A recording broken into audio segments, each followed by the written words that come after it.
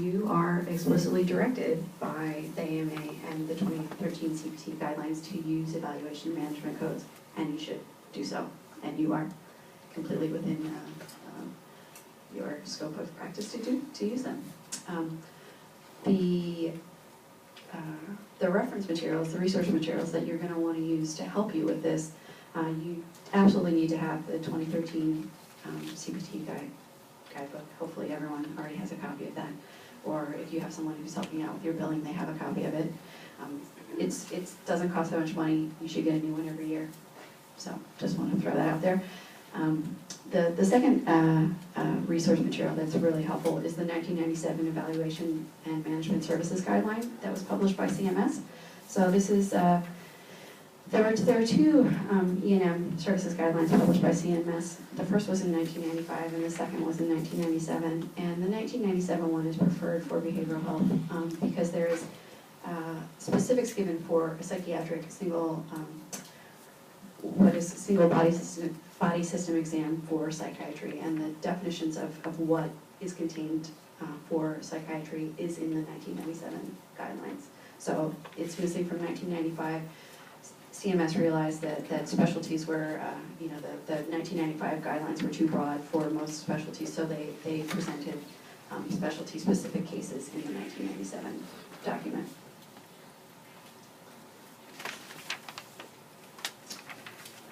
So now I'm going to talk about how you want to determine what you want to charge for your new codes in 2013. And if you have already billed, if you were in the habit of building E&M or billing E&M codes in the past, then you've already established what you want to charge for those. But if you have not, then that's going to be, for the sake of argument, we're going to call those a new code in 2013.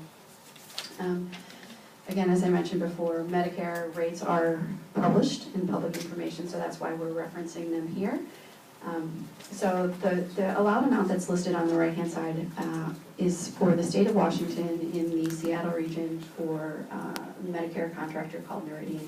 So what you see here is if you are a participating provider with Medicare, you work in the Seattle area, this is what you can expect as your allowed amounts for these various new codes for 2013.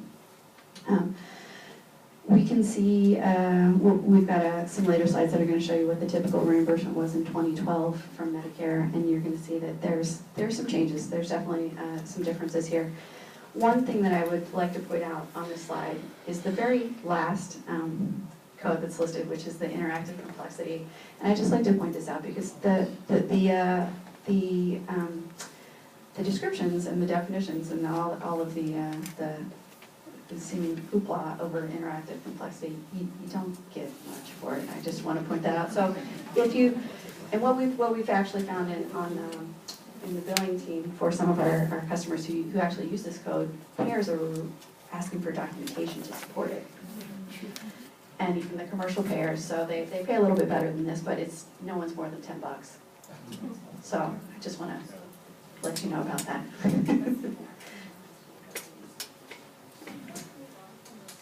Oh, sure. Do you have any theory as to why initial evaluation with bed management is less than initial evaluation without med management? I do have a theory. Medicare messed up. So, yeah, it is. Private insurers are following that. Absolutely, you're absolutely correct. Yeah, they're all doing the same.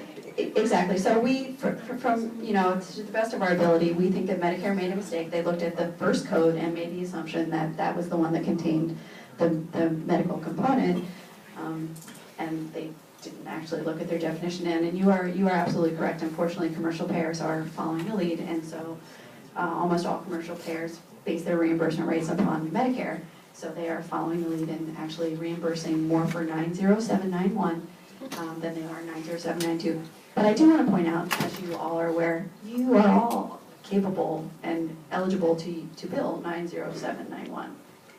But then how do we indicate that we have done medication evaluation in that process? So I think it's part of your documentation. So when you look at the definitions and the description for 90791, you are doing everything that's in that description. You're just doing a little more. Okay, but it specifically says no medical component. It does. does. But like, I would just say, like, you are not going to get in trouble for using 90791 as opposed to 90792. See, you can also use the E&M code like the Exactly. 204 or the 205, which reimburses a lot higher than those do. Exactly. What? And we've actually, yeah, we've got that on the comparison slide for you too. Okay. So moving on, here are the allowed amounts for E&M codes for Medicare. And I'm sorry, I don't, as the gentleman in the middle here was saying, for the new patient evaluations, you absolutely are eligible to use the E&M codes for new patients. So 99204 and 99205, we're actually seeing a lot of our customers are using both of those codes for their new patient evaluation, intake evaluations.